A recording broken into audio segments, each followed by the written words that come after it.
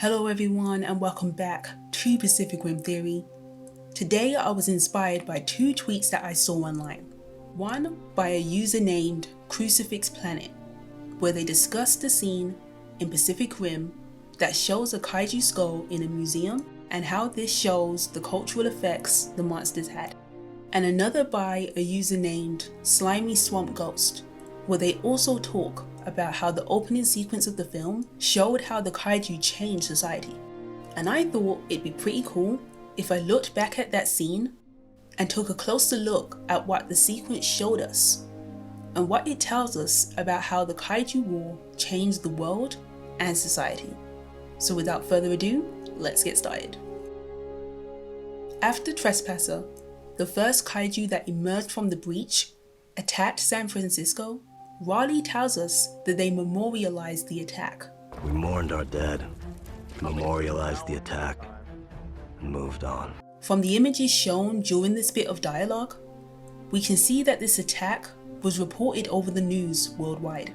The headlines on the PRNQ say that San Francisco mourned, and the president also addressed the nation about this incident. The San Francisco Chronicle writes, "It's all gone," as a graveyard is shown with many tombstones of those who died during the attack.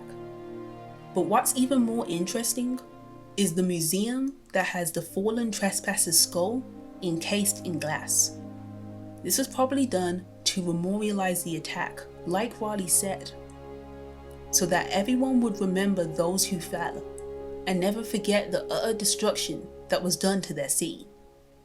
But to put the skull of the dead kaiju in a museum, that also shows a sense of pride, that they were able to kill the monster, and also shows that it became part of their history, something that would be associated with San Francisco for years to come. Unfortunately, this would not be the last time Earth would be attacked by a kaiju. Next, Hundun attacked Manila and negatively impacted the Philippines environmentally, from leaving large footprints on the beach to toxic excrement that contaminated the city, and the acidic blood that was spilled when a kaiju fell. This attack was much worse than the first one. The excrement was so large that it had to be dug out with excavators and loaded onto large trucks. The kaiju blue was so toxic that, according to the novelization, when the fallen kaiju would decompose, it would evaporate into gas toxins and kill a lot of people in populated areas. It was so dangerous that the cleanup teams that were dispatched to clean the area after a kaiju attack would have to wear hazmat suits. So now it wasn't even the kaiju emerging from the breach that the world had to be worried about. It was also the environmental effects that would impact them afterwards. After the third and fourth attack, humanity realized that these attacks were no longer a coincidence, and they would not stop. Not only were these attacks destroying cities and negatively affecting the environment, but they were impacting the world financially as well. I don't know much about the stock market, but what I can gather from this image is that it was plummeting due to how the attacks were affecting coastal property and shipping lanes that put companies into debt. These financial struggles led to riots and the public demanding that their governments take action. And they certainly did. The United Nations came together, put aside their old rivalries, and pooled their resources together to work on the Jaeger program, a project to build large machines that would help humanity take a stand against the kaiju. From these billboards, we can see that the government reached out for public support, asking civilians to help in the war effort. The Jaeger program was even on the cover of The Wired, a monthly American magazine, giving the project press coverage and garnering public interest. But that skyrocketed after Romeo Blue, an American Jaeger and the second Mark I, was paraded through the streets after its second win against the kaiju. At this point, we are told by Raleigh that humanity started to successfully defeat the kaiju, and this led to Jaeger pilots becoming famous. The Gage twins, who were the pilots of Romeo Blue, had many fans and got to appear on the cover of the Rolling Stone and even appeared on a late night show called The Cullen Tonight Live. The continued success of the Jaegers led to propaganda that even inspired some to start burning fake kaiju on pyres.